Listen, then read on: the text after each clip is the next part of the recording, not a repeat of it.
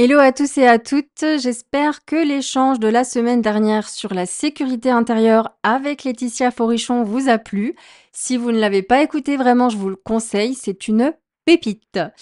Laetitia d'ailleurs que, j'ai eu en accompagnement l'année dernière dans le cadre de mon programme Level Up qui réouvre ses portes. Donc j'en profite pour vous faire ma petite auto-promo quelques secondes. C'est un accompagnement de coaching individuel sur 12 semaines et les prochaines sessions démarrent au printemps, donc très bientôt. Si ça vous intéresse, vous avez toutes les infos sur mon site internet lolitabelli.fr. Je propose aussi des sessions de coaching découvertes et des accompagnements plus longs selon les besoins et les envies. Si vous souhaitez réserver un appel découverte pour que l'on échange ensemble, c'est possible. Je précise que les appels découvertes ne sont pas des appels de vente pendant lesquels je vais vous forcer à acheter chez moi. On n'est pas comme ça ici. Je déteste ça personnellement. C'est surtout, le moment, un espace pour avoir une conversation, pour parler de vous, d'un défi que vous traversez ou d'une envie que vous aimeriez, concrétiser. On en discute ensemble comme si on partageait un café, en fait. Et si vous souhaitez en savoir plus sur ce que je propose niveau coaching, ce sera aussi l'occasion de poser vos questions. Je ferme la parenthèse et on va rentrer dans le vif du sujet de l'épisode du jour. Je vais aborder avec vous un sujet qui me touche de près, la contrainte versus le plaisir, le fameux dilemme qui parlera sans doute à beaucoup d'entre vous parce que en tant qu'humain, on fait souvent face à cette dualité entre la contrainte et le plaisir. Donc dans cet épisode, on va voir la psychologie qui se joue derrière ça. Je vais vous donner du contexte aussi par rapport à ma propre vie et à ce que je traverse en ce moment pour que ce soit plus concret. Et puis on va explorer des moyens d'apprivoiser cet équilibre pour plus d'épanouissement et moins de torture mentale. On est d'accord que on prend. Allez, c'est parti. J'aime bien parler, de polarité parce que nous vivons dans un monde d'opposition et l'opposé du plaisir, ce serait ici la contrariété, le déplaisir, donc la contrainte. Et j'ai remarqué un truc chez moi, c'est que dès que la contrainte se pointe dans ma vie, j'ai une grosse envie, à laquelle je succombe très souvent, de réserver un billet d'avion. Donc je choisis la fuite, le déni, même si, voyager est une passion absolue chez moi et que c'est fermement ancré, dans tout mon être, force est de constater que ça a souvent été un moyen de fuir quand même, de remettre à plus tard, de repousser les échéances. Alors c'est un mécanisme, plutôt sain parce que, la fuite, elle pourrait être, tout autre, hein, comme, la drogue, l'alcool et cetera. Bref, tout ce qui va être, nocif pour notre santé et quitte à choisir partir à l'étranger, c'est bien, c'est pas trop mal. Mais ça développe aussi une addiction dans laquelle la réalité, elle aussi, devient biaisée. Encore faut-il définir ce qu'est notre propre réalité, ça, c'est personnel à chacun. Mais arrive un moment, et j'en suis là, où l'on doit faire face à une autre réalité, où des contraintes sont en jeu, et de choisir cette fois de les affronter plutôt que de les fuir. Et je vis présentement cette tension entre le plaisir immédiat et ma nécessité de faire face à la réalité que je souhaite créer dans ma vie aujourd'hui, mais qui me demande d'adopter d'autres réflexes et une nouvelle façon de penser et d'agir. Je me remercie d'être coach pour le coup parce que le coaching, je l'applique d'abord sur moi-même et là, c'est vraiment d'une très grande aide. Donc on est tous plus ou moins concernés par le sujet, que ce soit, la tendance à rester trop longtemps dans une relation, que ce soit un job que l'on déteste ou dans lequel on n'est plus, stimulé, où il y a plus d'opportunités de progression, que ce soit une relation qui n'est plus, épanouissante, qui est terminée, depuis même peut-être des années, mais dans laquelle on reste.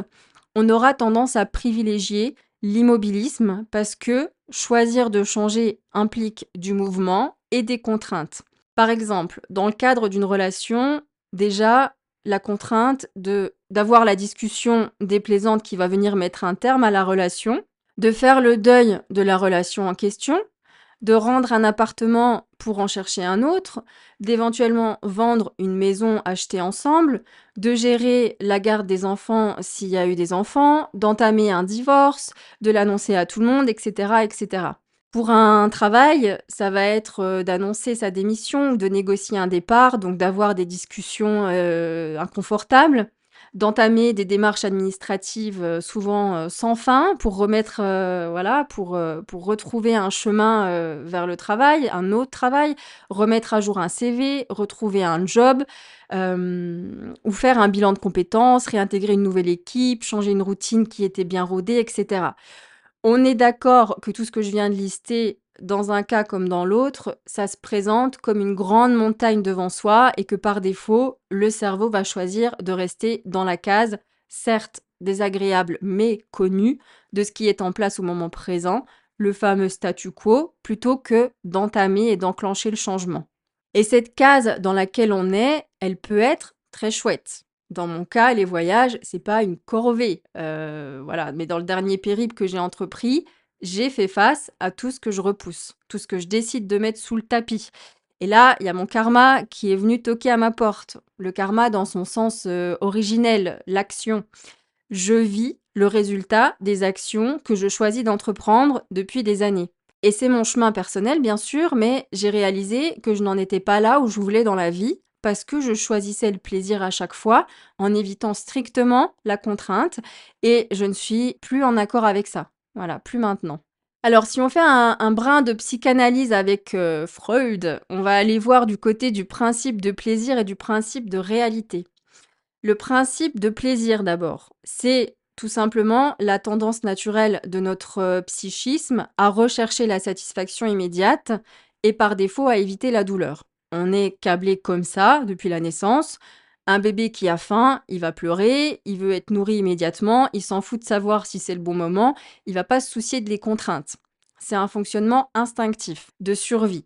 On a cette démarche de rechercher du plaisir afin d'éviter la souffrance et parfois on se rend compte, en avançant dans la vie sur son propre chemin, que la quête sans cesse de plaisir peut finalement causer de la souffrance elle-même. Je vais prendre un exemple un peu cru.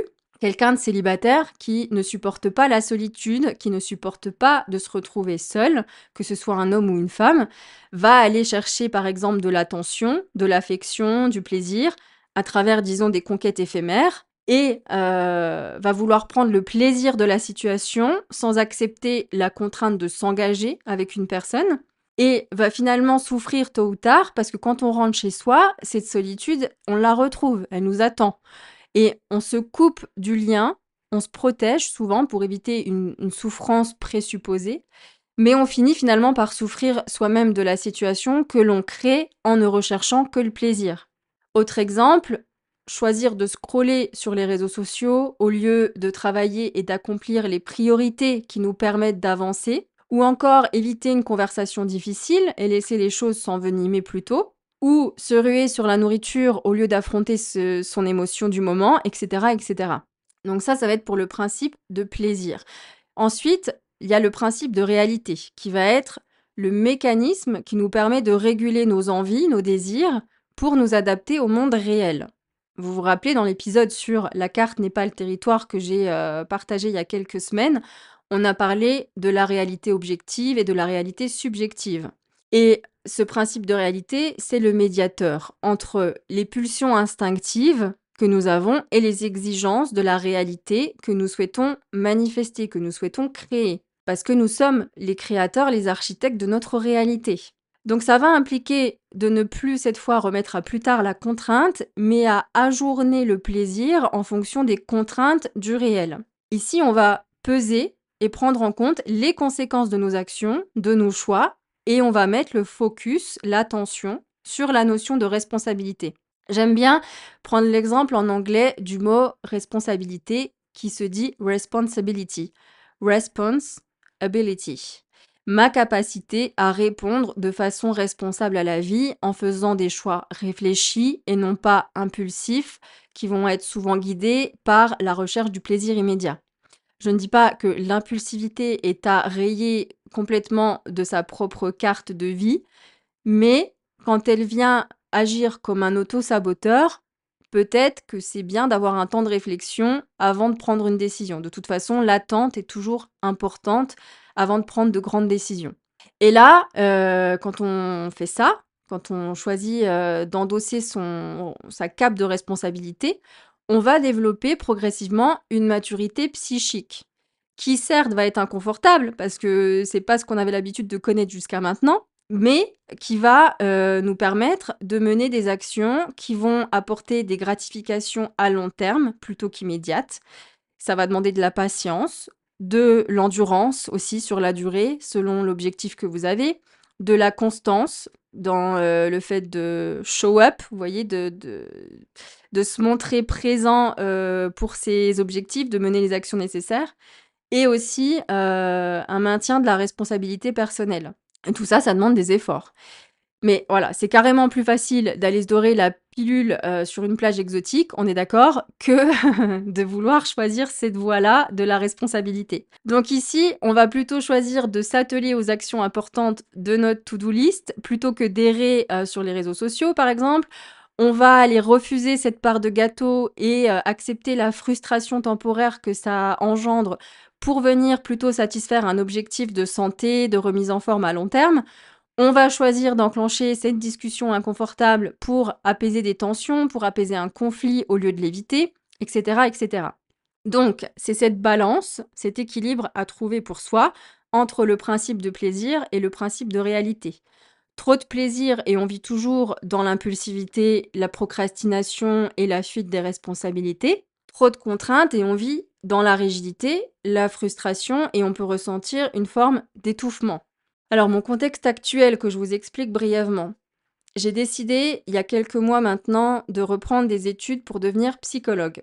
Grand défi, forcément à mon âge, on ne se lance pas dans plusieurs années d'études sans peser le poids de la contrainte que ça va représenter et des sacrifices qui seront potentiellement nécessaires à faire, et aussi l'attente que ça va demander, la patience avant d'avoir la satisfaction et le plaisir du résultat. Et sur le moment, j'ai pas pensé à ça. Je me suis dit: «Je veux faire ça, je pose mon dossier. Le reste, on verra après». J'ai reçu, l'admission au programme le dernier jour de février et là, s'est enclenché des ruminations mentales sur OK, maintenant, comment on va mettre tout ça en place? Et les contraintes, trouver un logement proche de l'université en question, stresser sur le financement de ces 4 années à venir. Est-ce que mon activité indépendante va suffire? Est-ce que je vais réussir à tout mener de front? Est-ce que je vais devoir reprendre un job à côté alors que j'en ai pas envie? Et cetera, et cetera. Ça fait quand même 4 ans que je suis indépendante. Ça va pas être facile si j'ai besoin de le faire, de retourner dans le salariat, donc je préférerais trouver d'autres options. Forcément, mon cerveau à ce moment-là, il vrille. Il se dit: «Ah tiens, si je réservais mon billet pour retourner au Vietnam en attendant?»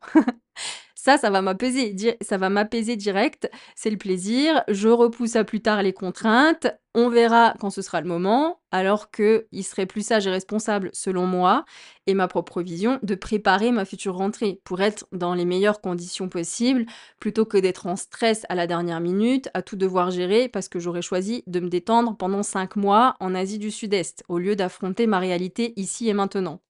Une autre option serait de, m'atteler à préparer tout ça maintenant, dans les semaines et les mois à venir et avant la rentrée, de partir 2-3 semaines en vacances pour casser ma routine, me récompenser aussi de mes efforts et de profiter, avant d'attaquer sur, la reprise d'études.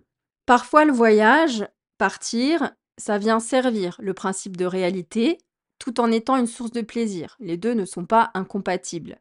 Parce que, par exemple, moi, ça va me permettre de prendre du recul pour mieux revenir, comme c'est le cas maintenant.